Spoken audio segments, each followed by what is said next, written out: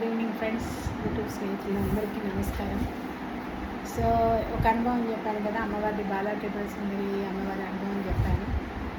So స్వామివారి ఒక 2 అనుభవాలు చెప్పాను. ఇంకొకటి కేదార్నాథ్ వెళ్ళాను. కేదార్నాథ్ వెళ్ళినప్పుడు అందరం గ్రూప్ విఘ్నేశ్వర ట్రావెల్స్ అని భారతి మా ఫ్రెండ్, ఆవిడతోనే వెళ్ళాము. అందరం వెళ్ళాము. కేదార్నాథ్లో పడుకున్నాము. హెలిప్యాడ్ అందరం బుక్ చేసుకున్నాము. ఇంకా నడిచి వెళ్ళడం కంటే హెలిప్యాడ్ ఈజీ కదా అని బుక్ చేసుకున్నాము. ఆ రోజు కళలో ఇది అందరికీ చెప్పాను. అక్కడ లేవంగానే ఎవరెవరైతే మా రూమ్లో ఉన్నారో వాళ్ళందరికీ చెప్పాను. ఎందుకంటే అక్కడ దర్శనం అవుతుందా కాదా, వాతావరణం సహకరిస్తుందా లేదా, ఈ టెన్షన్ ఎక్కువ అప్పు తెచ్చిన వాళ్ళకి అర్థమవుతుంది. అమర్నాథ్ కానీ కేదార్నాథ్. సో లేచాము.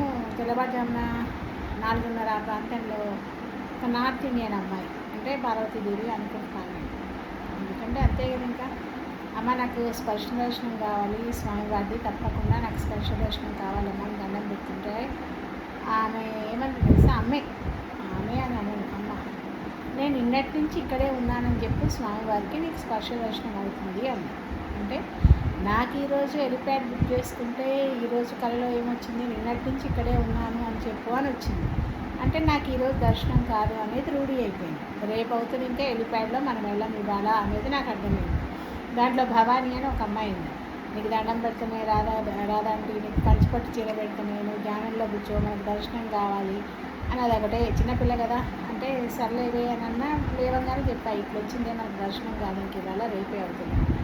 సరే ఫస్ట్ బ్యాచ్ 5:30కి వెళ్ళారు హెలిప్యాడ్ ఎక్కడానికి, వాళ్ళే ఎక్కలేదు.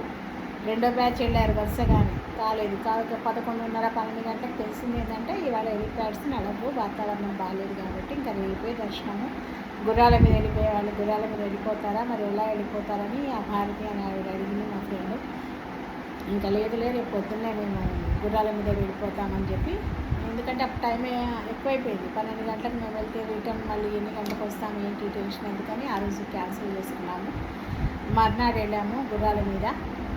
నేను, సౌభాగ్య, కవిత, భవానీ అనే అమ్మాయి, అది భవానీ, జ్యోతి, వీళ్ళిద్దరూ మనుషులు మోస్తారు కదా అది తీసుకున్నారు, డోలా తీసుకున్నారు.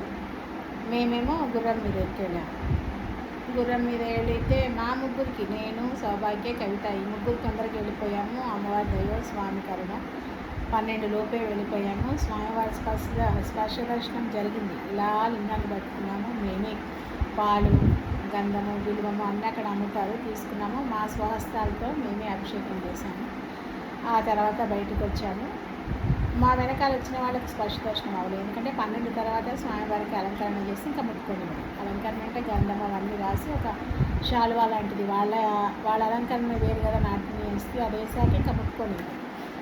అదొకటి కేదార్నాథ్లో అదొక అనుభవం ఉంది. సాక్షాత్ అమ్మనే రావడం, ఈరోజు కాదు ఇంకా మీకు రేపు అవుతుంది, స్వామిని ఇలా అని అడిగి మీకు స్పర్శ దర్శనం అవుతుందని అమ్మాయి చెప్పింది పార్వతి అన్నమాట. అలా అయింది. అది విషయం ఏంటంటే లేవంగానే అందరికీ చెప్పాను నేను, ఇవాళ కాదు ఇంకా మనకు రేపే ఇట్లా వచ్చింది ఒక నాకు నేను అమ్మాయి అమ్మవారు అనుకుంటున్నాను. అలానే జరిగింది. అంటే కళ రాగానే నాకు వేరే వాళ్ళకి చెప్పడం అలవాటు. నిద్రలో కళలు వస్తాయి, అవి జరుగుతాయి చెప్పడం అలవాటు. ఇది రెండవ ఇన్సిడెంట్. ఇంకొకటి ఇది రెండవ ఇన్సిడెంట్. మళ్ళీ ఇంకో వీడియో మీకు అమర్నాథ్ గురించి చెప్తాను.